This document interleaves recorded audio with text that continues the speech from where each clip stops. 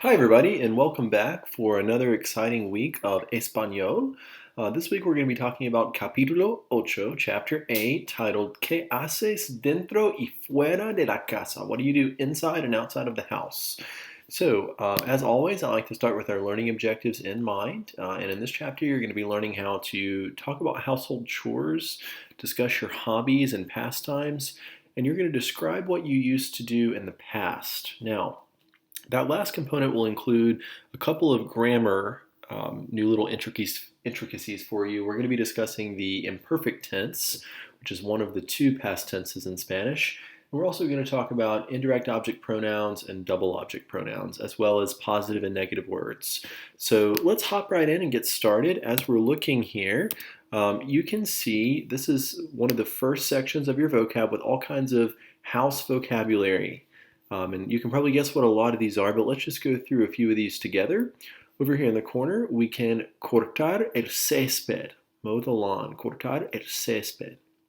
Over here, this woman has to colgar la ropa. She has to hang up the clothing, colgar la ropa. Over here, this woman is going to lavar ropa. She's going to wash clothing. Over here, we see planchar, which means to iron. Hacer la cama, to make the bed. Pasar la aspiradora, to run the vacuum. You also get some more technical terminology here. This woman here has to, or I think that might be a guy, this guy has to barrer, sweep, and of course, to sweep we're using an escoba, a broom. So barrer con la escoba, sweeping with the broom.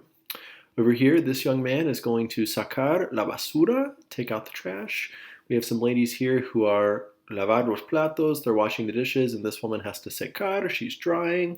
Over here on top of the sink, we have el jabón para platos, dish soap. So you can see all of these vocabulary words outlined for you here.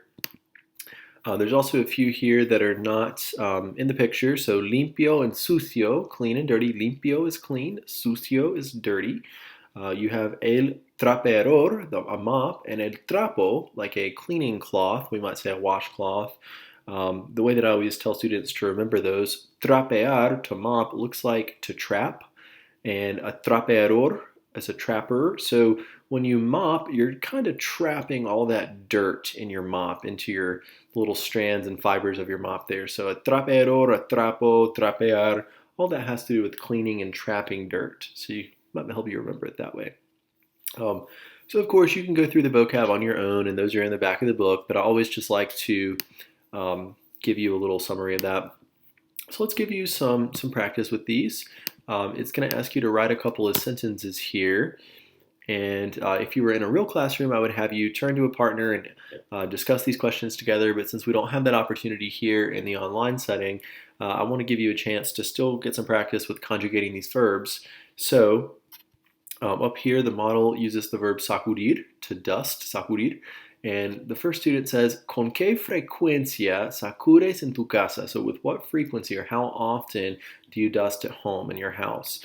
And the second student says, well, sacudo una vez a la semana. I dust once a week. Hey, he's doing better than me. Yo no sacudo. I don't dust. Yo no sacudo. So as we're looking at these, I might ask you, maybe if I can type correctly, con qué frecuencia, and then I'm going to use lavar la ropa. Now, a lot of people do this, and they stop here, and they say, ¿Con qué frecuencia lavar la ropa? With what frequency, or how often, to wash the clothes? I don't want to know how often to wash the clothes. I want to know how often do you wash? So, ¿con qué frecuencia lavas la ropa? Of course, in the present tense. And I might answer and say, if I was talking about myself, I would say, yo lavo la ropa cada sábado. Every Saturday. Every Saturday I wash my clothes. Yo lavo la ropa cada sábado. So you have those. I might ask you how often you take out the trash. So, ¿con qué frecuencia sacas la basura? And I could say, oh, yo saco la basura todos los días. Every day I take out the trash. So you have some to play with there. This is an interesting activity. It tells you, imagina que vives en la casa de los siguientes dibujos. Tus amigos y tú van a dar una gran fiesta para toda la casa y con un compañero decidan lo que deben hacer antes de la fiesta y lo que van a tener que hacer después de la fiesta. Sean creativos. So, it tells you that you're throwing a party for your classmates, and basically you need to say what chores they need to do before the party and what chores they need to do after the party. So, you could say, antes de la fiesta, before the party, we'll put it in the we form. Nosotros tenemos que lavar los platos y limpiar la cocina. So before the party, we need to wash the dishes and clean the kitchen. We might wait on some other stuff, but really all this needs to be done. So make up some sentences there, have fun with it, be creative. Okay. As a practice for your oral interview, you'll have some questions, kind of like this. These are called interpersonal questions, and you'll get to answer them in Spanish. So I might ask you something like, number one, ¿Qué hacer te gusta menos? What chore do you like the least? And you could say, no me gusta limpiar el baño. I hate cleaning the bathroom. No me gusta limpiar el baño. Or, ¿cuál te gusta más? Which one do you like the most? And I could say, me gusta mucho sacar la basura, or whatever. I really like to take out the trash. Me gusta mucho sacar la basura. Or my favorite chore, me gusta mucho pasar la aspiradora. I like to vacuum. Okay, so you can see how those work. I want to take a moment to talk to you very quickly about conjugating verbs. So you already know the present tense and you learned about the preterite in our past couple of weeks. So we're moving on to our next tense in Spanish called the imperfect. Before we go there, I want to do a brief little recap for you of the present and the preterite. So you might remember with a verb like hablar, to conjugate, the first thing we need to do is remove the AR. We're going to hobble on down, and then we're going to add back our ending. So I speak, hablo. You speak, hablas. He or she speaks, habla. Nosotros hablamos, vosotros habláis, y ellos, ellas, ustedes hablan. So I talk, you talk, he talks, we talk, y'all talk, and they talk. So you can see all of those clearly represented for you there. Same thing with comer, to conjugate comer, take off the ER, come on down. To say I eat, como. You eat, comes. He or she eats, come. We eat, comemos. You all in Spain eat, coméis, and they or y'all eat, comen. Okay, escribir, take off the IR, carry down your escrib, add your endings. O, es, e, imos, is, en. So escribo, escribes, escribe, escribimos, escribís, escriben. So you can see all of these work pretty easily there in the present tense. I think you probably remember those from Spanish 1, but just a little review. We also talked about the preterite these last couple of weeks. So same verb, remove your AR and hablar, hobble on down. To say that I talked or I spoke, we say hablé. You talked, hablaste. He or she spoke, habló. We spoke, hablamos. You all in Spain spoke, hablastes. And then they or you all anywhere else spoke, hablaron. So haste, o, amos, hastes, aron. So you have all of these endings. Okay, comer, to eat. If I want to say that I ate, I remove. You may remember that my ER and my IR verbs have the same endings in the preterite tense. So I'm going to remove my ER, going to come on down. To say that I ate, comí. You ate, comiste. He or she ate, comió. We ate, comimos. You all in Spain ate, comistes. And they or you all ate, comieron. So you have all of these here clearly outlined for you. Same thing with escribir, same endings. I, iste, io, imos, istes, ieron. Now we're going to talk about the imperfect. And in just a moment, I'm going to give you a more thorough summary of the imperfect, but since we're looking at the same verbs here, in the present tense, hablar is usually translated as talk. Okay, so I talk, you talk, he talks, we talk, they talk. In the preterite, hablar was conjugated as talked. So I talked, you talked, he talked, we talked, they talked, etc. The imperfect tense is typically translated as used to or was or were. So in this case with hablar, I used to talk, you used to talk, he used to talk, we used to talk, they used to talk. Or I was talking, you were talking, he was talking, we were talking, they were talking. So it gives you a different element of the past.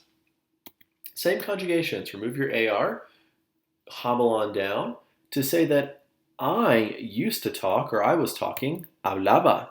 You used to talk, hablabas. He or she used to talk, hablaba. We used to talk, hablábamos. You all in Spain used to talk, habláis. I'm sorry, just kidding, hablabais. And then they, or you all used to talk, hablaban. I forgot what tense I was in there for a second. So your endings here in the imperfect, haba, habas, haba, habamos, habais, and haban. So hablaba, hablabas, hablaba, hablábamos, hablabais, and hablaban. So you have all of these here. Okay, take note of these endings. These are new this week. So again, aba, abas, aba, abamos, abais, and aban. For an ER verb, just like in the preterite, your ER and IR endings for an imperfect verb are the same. Our conjugation process, we already know we're going to remove our ER, come on down, to say that I, in the past, used to eat, or I was eating, comía. You used to eat, comías. He or she used to eat, comía. We used to eat, comíamos. You all used to eat, comíais. And they used to eat, comían. So you have all of these. Again, your endings for the imperfect for an ER or IR verb are ia, ias, ia, íamos, iais, and ian. Okay, same thing with escribir. You try this one. Go ahead and pause me for a second and give this one a try. Okay, hopefully you ended up with escribía, escribías, escribía, escribíamos, escribíais, and escribían. Okay, hopefully you're starting to feel better. A few things to tell you about the imperfect, and I know what you're thinking. Okay, I understand the regular ones, but what about the irregulars? Well, the good news is that most verbs in the imperfect tense are regular. They're normal. There are no stem changers. If a verb is a stem changer in the present or the preterite, it does not stem change in the imperfect. It's just regular, plain old verb. There's actually only 3 verbs in the imperfect that are irregular in the whole tense, and that's ir, ser, and ver. Ir, ser, and ver. Okay, so very quickly, I want to talk to you about those conjugations for ir, ser, and ver. Ir, in this case, becomes iba. So you get iba, ibas, iba, íbamos, ibais, and iban. Ser becomes era, eras, era, éramos, errais, and eran. And then ver becomes veía, just kidding, veía, veías, veía, veíamos, veíais, and veían. So ver's not all that irregular, except instead of losing the whole ER, you kind of just lose the R, and then you add your ia, ias, ia, iamos, iais, and ian. So these are pretty easy. These are some that you just have to memorize, friends. So ir becomes iba, ser becomes era, and ver becomes veía. I want to give you some practice with all of these. So let's look at number 1. Oh, and something else, you will learn that childhood almost always uses the imperfect. So when you're talking about your childhood, cuando yo era niño, when I was a child, or if you're a female, cuando yo era niña, when I was a little girl, or when I was a little boy, always triggers the imperfect. So for example, cuando yo era niño, when I was a little boy, yo vivía in Tennessee. So when I was a little boy, I used to live in Tennessee. Yo vivía en Tennessee. Number 3, cuando yo era niño, when I was a little boy, mi familia, and then it says ir con frecuencia. So ir in the imperfect does not become iría. That's not right, okay? It becomes iba. So mi familia iba con frecuencia a la playa. So when I was a little boy, my family oftentimes went to the beach with frequency. Okay, I think you can kind of see how these work. You may also be asked, and we can just talk about a few of these, what chores people used to have to do in the imperfect. Okay, so I could say that el abuelo tenía que dormir. He had to sleep. I'm using the imperfect form of tener, removing the er, and adding back ia, since it's an er verb. Ia, so I get tenía. El abuelo tenía que dormir. He had to sleep. La abuela tenía que poner la mesa. She had to set the table. Isabel tenía que lavar los platos. Or she actually might be drawing. Marisela tenía que lavar los platos y Isabel tenía que sacar los platos. She had to dry them. So Lorenzo tenía que sacar la basura. You can go around and talk about all of these, which you'll have the opportunity to do online this week in your activities. Okay, of course, I always try to prepare you in every lecture for your oral interview. So let's look here at number 2. It asks you if practicabas algún deporte y cuál. So did you used to practice any sport and which one? So you're going to probably, if it asks you, did you used to practice this sport? You're probably going to answer back in the I form, the yo form. So yo practicaba. Notice that used to is included there. So I used to practice el fútbol americano. So I used to practice football. Okay. Another topic in this week's lecture are indefinite and negative words. Now, when I was learning Spanish, whenever I was in college and high school and taking Spanish, we referred to these as positive and negative words, or I've also heard them called affirmative and negative words. So your positive words, some, someone, somebody, something, always, also, either, or. You have your negative versions of those as well. So none, no one, nobody, nothing, never, neither, neither nor. So you have all of these in English and in Spanish. So you can see all of these here. Now, this is the part that's going to make some of you guys who love proper English grammar to go a little bit crazy. So in Spanish, it's actually completely 100% totally fine and acceptable to have double negatives.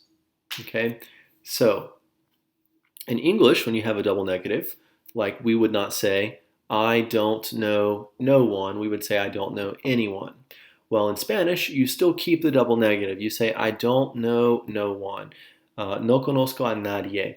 And the reason why you do that, the grammar rule is that whenever a negative word follows the verb, it's necessary to place either a no or another negative word in front of the verb, making a double negative. Okay, so let me give that to you again. Okay, when there's a negative word that follows the verb, now you're going to notice in all these sentences I put my verb in red for you to make it easy.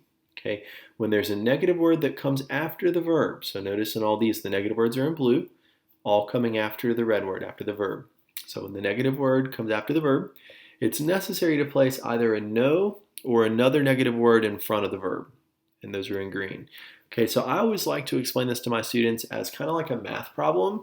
Remember in high school when you were doing algebra and you had to balance equations, and what happened on one side of the equal sign also had to happen on the other side of the equal sign?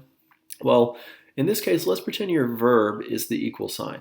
Okay, if there's a negative word on the right side of the verb, there also has to be a negative word on the left side of the verb in order to balance the equation. Okay, so no plancho nunca, I never iron. And I forgot my H there. No plancho, sorry. Okay, no plancho nunca. And then here it says, no hay ni escoba ni aspiradora aquí. So there is neither a broom nor a vacuum cleaner here. Okay, so again, there's a negative on the right side of the verb. There has to be a negative word on the left. Here's another example, and this has 3 negatives in one sentence. So nunca le das nada a nadie. Never give nothing to no one. That's hard for us to say in English. Never give anything to anyone. So nunca le das nada a nadie. So nunca, never, precedes my verb, das. So that's kind of the left side of my equal sign here. And then nada and nadie are both going to be negative words. So you could never say, nunca le das algo a alguien. You could never say, something to someone as we would in English. So this is why, as your Spanish skills become more advanced, you can no longer complete direct translations of sentences. You can no longer say, I never give anything to anyone in Spanish, and it come out correctly. Okay, so you should have the negatives here to keep your equation balanced. I'm going to give you some practice with those, but before I do, I want to give you a few more little grammar rules and a few more examples. First, I want to talk about nada. Nada can only come before the verb if it's used as a subject. Nada means nothing, so nada es imposible. Nothing is impossible. In this case, nada comes first because it's used as the subject. The negative words nadie, which means no one, jamás and nunca, both of which mean never, and tampoco, which means neither. So nadie, jamás, nunca, and tampoco. These words can be placed directly before the verb, and it's perfectly okay. So, for example, nadie está lavando ropa ahora. So no one is washing clothes right now. Nadie está lavando ropa ahora. Over here, tampoco hago la cama. So I don't make my bed either. Tampoco hago la cama. So in this case, it's perfectly fine to put these words before the verb. Another couple of things you should know. The indefinite words, or the positive words, you might say, algún, alguno, alguna, algunos, and algunas. And the negative words, ningún, ninguno, ninguna, ningunos, and ningunas are often used to add emphasis, but really aren't required or essential to the sentence. If you do choose to use them, they have to agree in both number and gender. Now that's muy importante, okay? They have to agree in number and gender. I'm going to highlight that for you and put it in red. And typically when you're using the negative ones, they almost always are viewed in singular form. You always see them singularly. So for example, ¿tienes algunas camisas para planchar? Do you have any shirts that need to be ironed? Notice, camisas, shirts in this case, is feminine and it's plural. So I couldn't have said alguno camisas or algún camisas. It has to be algunas camisas. Okay, they must agree. So, ¿tienes algunas camisas para planchar? Do you have any shirts to iron? And this person answers and says, no, no tengo ninguna camisa. I don't have any shirts. Or literally, I don't have no shirts. Okay? You could shorten this just to say, no, no tengo ninguna. You kind of get to lose the word camisa, but we know that you're talking about shirts, or a shirt in this case, so it's perfectly fine.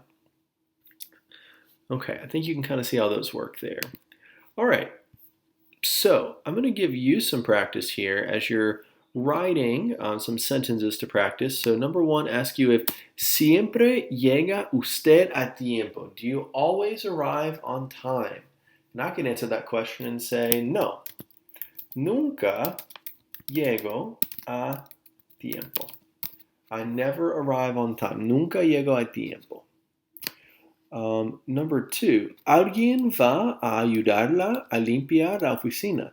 Is somebody going to help her clean the office? And I could say, no, nadie va a ayudarla a limpiar la oficina. Nobody's going to help her clean the office. Okay, so you're basically, in this example for the most part, just changing the positive word to a negative. You're answering them negatively. Where this starts to get a little bit more tricky is whenever you're looking at a whole paragraph and you have to choose and make them agree correctly. So let's look at these.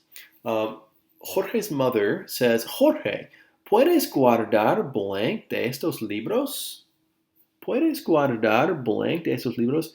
Can you put away blank of these books? Can you put away any of the books? Okay, so my options for any in this case, I have algún, which is the word that this is going to come from. Now, would it be okay to say, Jorge, can you put away algún de estos libros? No, that would not be correct. You have to take this and make it agree. So libros in this case, can you put away any of these books? Books in this case is plural, ends in OS. So I would say algunos. So Jorge, ¿puedes guardar algunos de esos libros? Can you put away any of these books? And Jorge says, no, no quiero guardar blank libro. I don't want to put away any book. Okay, so I bet you're thinking any. Let me put algún. I don't want to put away any book. Unfortunately, that's not correct, okay? Because again, quiero is my conjugated verb, which is like my equal sign. There's a no in front of the equal sign, so I can't use a positive word here. I've got to use a negative word, in which case I should use ningún. So no quiero guardar ningún libro. Los voy a leer más tarde. I'm going to read them later. I don't want to put any books away. These are kind of challenging, so let's look at a couple more together. Jorge's mother says, ¿Puedes ir a la cocina y traerme blank para limpiar las ventanas? So, can you go into the kitchen and bring me blank to clean the windows? Can you bring me something? Well, everything in this sentence is positive, so I can just get away with using something here. ¿Puedes traerme algo para limpiar las ventanas? Can you bring me something to clean the windows? And Jorge says, no puedo traerte blank porque estoy ocupado. I can't bring you anything because I'm busy. So I can't bring you anything. Oh, we just said anything's algo, so I bet I'm good, right?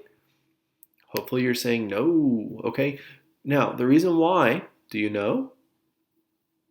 That's correct. So in this case, it says no puedo traerte. So no puedo is my conjugated verb. It's saying I cannot. Okay, so there's a no in front of puedo, in front of my conjugated verb, which means that whatever comes after puedo must be a negative word. So instead of saying no, I can't bring you anything, I'm going to say no, I can't bring you nada. Can't bring you nothing, literally. No puedo traerte nada. So those are a little challenging. So you'll get some more practice with those. As we move into our next section of vocabulary, you have lots of vocab related to games and toys and fun little leisure activities. So I'm going to let you review those on your own, but we are going to do a couple of activities that relate to these. So for example, with some associations here, you're supposed to pick the word that doesn't belong. So let's look at number one. It says, el dominó, so dominoes, el ajedrez, chess, el permiso, permission, and las damas. So which one of these do you think most likely doesn't belong in this case? Checkers, permission, chess, or dominoes? Hopefully, you are saying that permission doesn't belong because it's not a game. El permiso would be the correct answer here. Okay, so that's kind of what you're doing in this activity. One of the last couple of things I want to talk to you about today are indirect object pronouns. Now, you learned about indirect object pronouns when we were talking about the verb gustar in Spanish 1, and hopefully you remember gustar means to like or to be pleasing to. And if I liked one thing, I used gusta. If I liked more than one, I used gustan. Now, in this case, whatever preceded your gusta or gustan was referred to as an indirect object pronoun. So you had me, te, le, nos, os, and les. This indirect object pronoun is often translated as to or for whom. So, for example, me gusta, to or for me, it is pleasing. Me gustan, to or for me, they are pleasing. So, the indirect object pronoun answers the question of to or for whom, and it's almost always a person. Here are some examples. Él siempre le dice la verdad a su novia. So he always, to or for her, tells the truth to his girlfriend. Okay, so in this case, a su novia, to his girlfriend, identifies who we're talking about. We know that a girlfriend would be she. In this case, to or for her or she is going to be replaced with le. Le. Okay, here's another example. Le compró un regalo a mi amigo. So le compro un regalo a mi amigo. So to or for him, I'm buying a present for my friend. In this case, a mi amigo, for my friend, would be to or for him, in which case my le is going to be found here in front of compro. Now, you're probably wondering, well, how do I really know where to put these things? And the reason you know, typically your indirect object pronoun always comes in front of your conjugated verb. Okay, so if we go back and look at these examples, dice was my conjugated verb. So in front of dice, I found le. Compro was my conjugated verb here. So in front of compro, I found le. Now, if you're ever unsure, just put it in front of the conjugated verb. That's the easiest thing to do. However, most native speakers of Spanish, in my experience, typically tend to attach it to the infinitive, which you see here in green, or they may attach it to a present participle, which you see here in blue. So for example, voy a contarte un chiste. I'm going to tell to or for you a joke, or I'm going to tell you a joke. Now, it would be perfectly acceptable to rewrite this sentence and say, te voy a contar un chiste. To or for you, I'm going to tell a joke. You're just putting your te in front of your conjugated verb, which is perfectly cool. However, most native speakers would probably say, voy a contarte un chiste. I'm going to tell you a joke. They're going to attach it. In some cases, it can also be attached to your present participle. In this case, your ing. So, mi hijo está mostrándole Mi hijo está mostrándole su nueva patineta a su amigo. So, my son is showing to or for him his new skateboard to his friend. Okay, so in this case, again, if you're ever unsure, just put your le in front of your conjugated verb. You could have said, mi hijo le está mostrando su nueva patineta a su amigo. Now, in this case, your le is attached to your present participle, in which case an accent is typically added as well here. So, your three places it can go: in front of a conjugated verb, attached to an infinitive, or attached to a present participle. When in doubt, just put it in front of the conjugated verb. Now, you'll notice some of these sentences seem kind of redundant, like mi hijo está mostrándole su nueva patineta a su amigo. My son is showing to or for him his new skateboard. If I were to take out this a su amigo part, my friend is showing him his new skateboard. Well, who's he showing it to? To the neighbor, to his friend? We don't really know. So this statement serves to be there to help us clarify. Not always required, but good as a clarifying statement. So look here. Jorge me escribió a mí. Jorge, to or for me, wrote to me. That seems super redundant, right? But in some cases, it does help to specify to or for whom he wrote. So it would be perfectly fine to write this sentence and say, Jorge me escribió, and that's it. Jorge, to or for me, wrote. You can say, Jorge me escribió a mí, but you cannot say, Jorge escribió a mí. No, no, no. Bad news bears. You can't have that. You must have your indirect object pronoun in the sentence. Jorge me escribió a mí. Okay? Something down here. Alberto le dio una cometa a su sobrino. Alberto gave a kite to his nephew. If I take out the to his nephew part, Alberto le dio una cometa. Well, who the heck did he give this kite to? We don't know. So you kind of need that a su sobrino there to clarify. Okay, some common verbs that are almost always used with indirect object pronouns are here for you. You have contar, dar, decir, devolver, mostrar, pedir, preguntar, prestar, and servir. These are things that you just kind of learn through general use, but these are the most commonly used verbs with these indirect object pronouns, and these are listed in your book if you want to go back and review them later, but just wanted to bring those up for you. There are also, I talked about gustar just a moment ago and how the indirect object pronoun always comes in front of the conjugated form of gustar. So you had me gusta, to or for me, it is pleasing, or me gustan, to or for me, they are pleasing. Or te gusta, to or for you, it is pleasing, or te gustan, to or for you, they are pleasing. So, there are a whole series of these gustar-like verbs that you'll learn about more, but if you want to start using these earlier, there's a list here in your book. You have aburrir, to bore, caer bien or caer mal, to like or dislike a person, encantar, to love or to really like, fascinar, to fascinate, importar, to be important to, interesar, to interest, and molestar, to bother. Just like gustar, these are conjugated based on what you're talking about. So the indirect object pronoun that comes before, as we've been saying, tells to or for whom. So me or te, to or for me, te, to or for you. That tells to or for whom.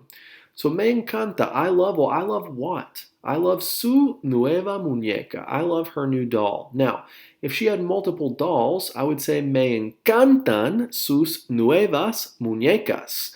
I love her new dolls, plural. It would be encantan, okay? But your me doesn't change because it still answers the same question. To or for whom? To or for me. Look down here. ¿Te interesa aprender a tejer? Does it interest you to learn how to knit? To or for you, does it interest to learn to knit? Okay, so your indirect object pronoun does not change. And just because of whatever you're talking about, it's still to or for you. So whether there's one doll or there's more than one doll, whether your noun is singular or plural, your indirect object pronoun does not change. Okay, so you're going to have some activities where you get to play with these. For example, look here at number 1. It says, a Rosa le gusta jugar a la mamá, por eso. So Rosa likes to play with her mom, so therefore, and take a moment and pause me and scan the answers here. Hopefully, you're saying that Rosa likes to play with her mom, so therefore, sus abuelos le van a regalar una muñeca. So Rosa likes to play with her mom, so therefore her grandparents are going to buy her a doll. Keep her busy. Sus abuelos le van a regalar una muñeca. Okay, so you can go through and match all of these up. We know in this case that it's going to be le because we're talking about Rosa. Okay, to or for her. Okay, so I want to give you a second to practice writing some sentences here. Number 1, ask you, ¿le cuentas tus secretos a tu mejor amigo? So, to or for him or her, do you tell your secrets to your best friend? I'm going to answer and say, sí. Le cuento mis secretos a mi mejor amigo. So, yeah, to or for him or her, I tell my secrets to my best friend. Okay, so in this case, this to or for my best friend isn't necessarily necessary because we've specified that in the question. Do you tell your secrets to your best friend? And that should be mejor. Sorry, autocorrect.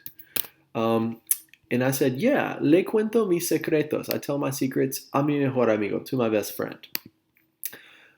Okay, so you have those. You can go through and do all the rest of these on your own, I believe.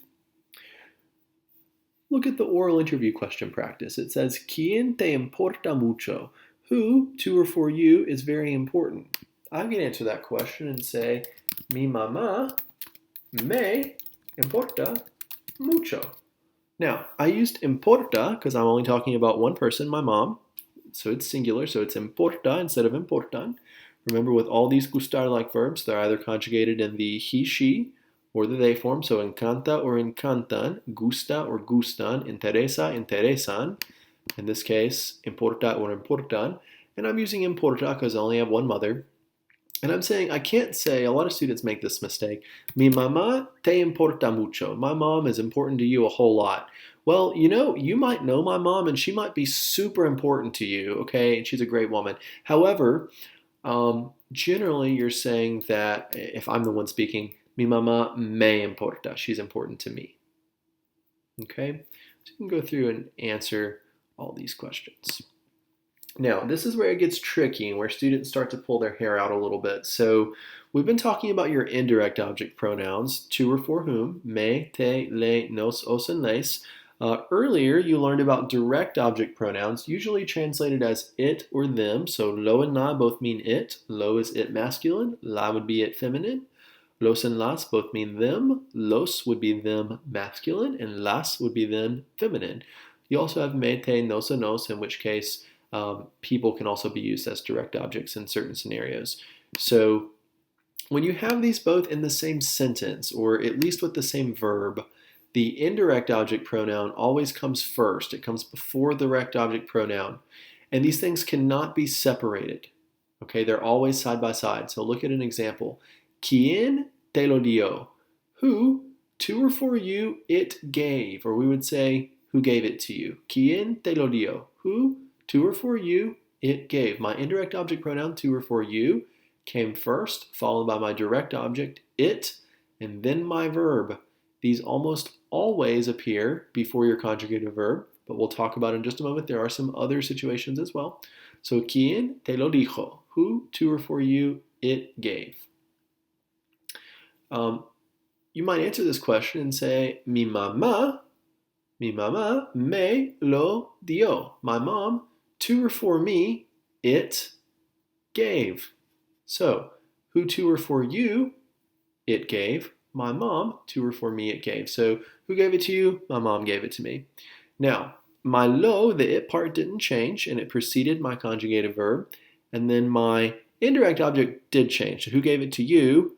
My mom, to or for me, it gave, or she gave it to me. So, you could not answer and say, mi mamá te lo dijo. My mom gave it to you. That wouldn't make sense. If I said, hey, who gave it to you? My mom gave it to you. No, you would say my mom gave it to me. So mi mamá me lo dijo. And sorry, there should be an accent here. Mama, that's driving me crazy. I gotta put it in. Mi mamá. Okay, I give up. Mi mamá me lo dio. So now, as you're looking at these, the same rules apply for their placement. Again, if you're ever unsure, just put it right in front of the conjugated verb. But there are situations where it can be attached to the infinitive or attached to the present participle, just like we were talking about a moment ago. So, el profesor nos lo va a explicar. The professor, to or for us, it is going to explain. So in this case, va is the conjugated form of ir, saying going. So the professor is going to explain it to us. It's also acceptable to take your conjugated verb, explicar, and attach your indirect and your direct object pronoun to the end. So you could say, el profesor va a explicárnoslo. Okay, so in this case, your nos, to or for us, and lo still stays in the same order. Your indirect object pronoun is still first, followed by your direct object pronoun, lo. They're just attached to the end.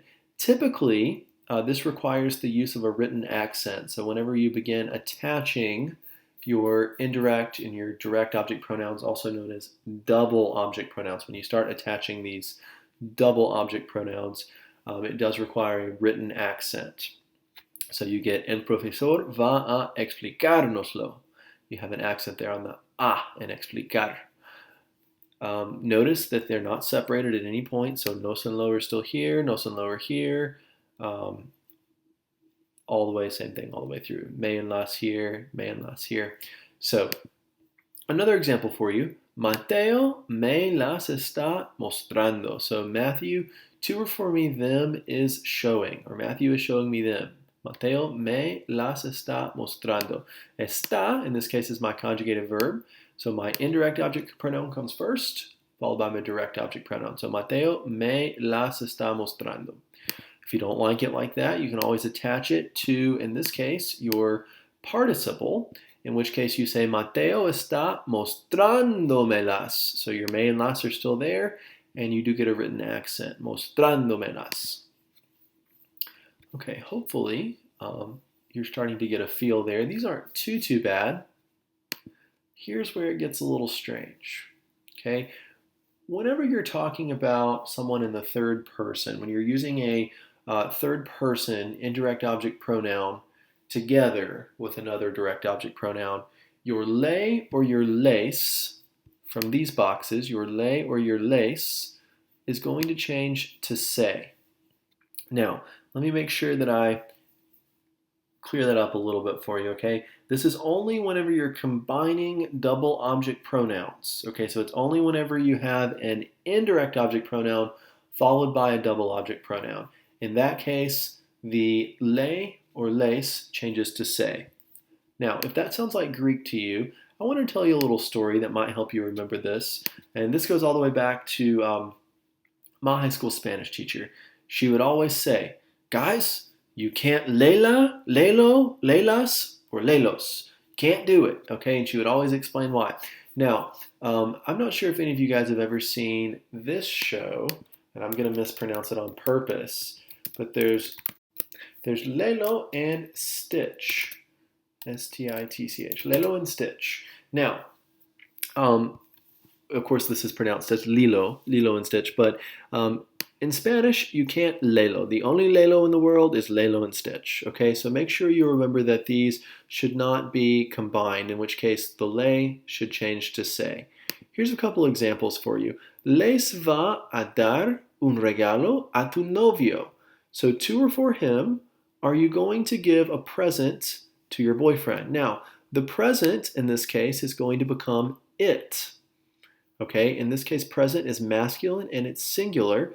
We know from our direct object pronouns from earlier that lo is our masculine singular direct object pronoun.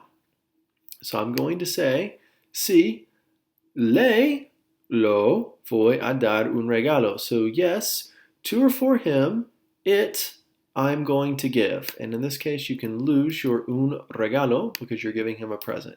So, sí, le lo voy a dar. Yes, to or for him, it I'm going to give. Now, we know that we cannot le lo. So in this case, my le is going to change to se, and you get sí, se lo voy a dar. So you kind of cut out the middle step. I'm just showing it for you there to make your life a little easier. Okay? Look at this example. Su niñera les dio un videojuego. So did their babysitter, to or for them, give a video game? Again, video game is going to be my it of the sentence. It's going to be placed in front of my conjugated verb, in this case, which is dio. And video game is masculine singular, so it's going to be replaced with my direct object pronoun lo, meaning it. So I got my lo there. And I'm asking, did the babysitter give them? The them is provided in the question, to or for them. So you get sí, les lo dio. Well, you know, you can't lelo, lela, or lelos. Okay, in all of these cases, your les or your le is going to change to se. So you get sí, se lo dio para la Navidad. So, now that you know about that, hopefully this will make these activities just a smidge easier for you. I love these examples, by the way, and it just asks you to identify the underlined word and tell what the pronoun is referring to. Okay, so look at the example. Me muestras tu historieta. Sí, te la muestro.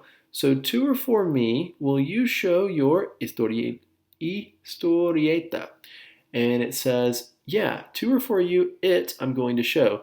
The historieta is going to be the it here. The la, historieta, was feminine and it was singular, in which case we used la instead of lo. And then the te, in this case, comes from to or for you, talking back to Arsenio. So, are you going to show me your historieta? Sí, te la muestro. I'm going to show it to you. Okay? Look down here at this one. Me prestas tus muñecas. To or for me, would you allow to borrow your dolls?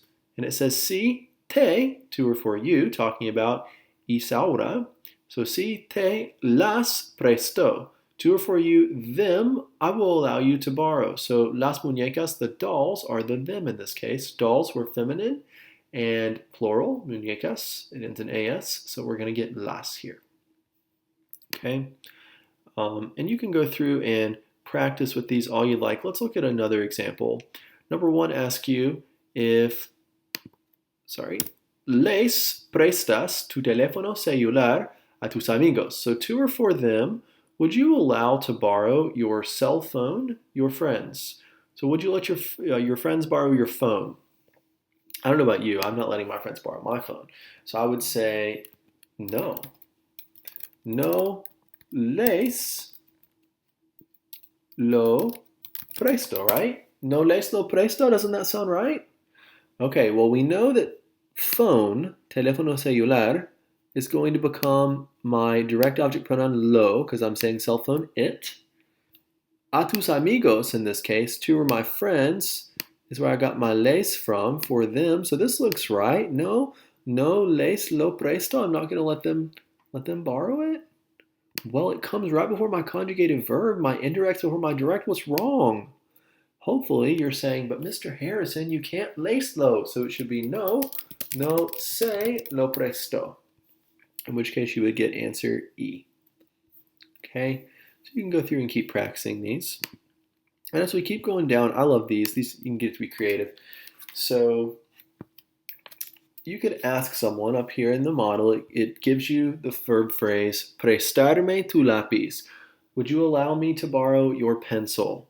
And student one writes the sentence to say, me prestas, putting the me in front of my conjugated verb prestas, I conjugated prestar. So to or for me, would you allow to borrow your lápiz? Or would you lend me your pencil? Me prestas tu lápiz. And student two says, sí, te lo presto. So the lo in this case is the pencil. So te lo presto. Presto has been conjugated in the yo form.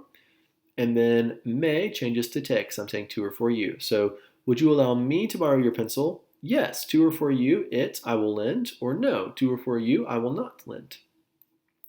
I want to do number 8. So I'm going to say, me prestas. To or for me, would you allow to borrow? Tu tarjeta de crédito.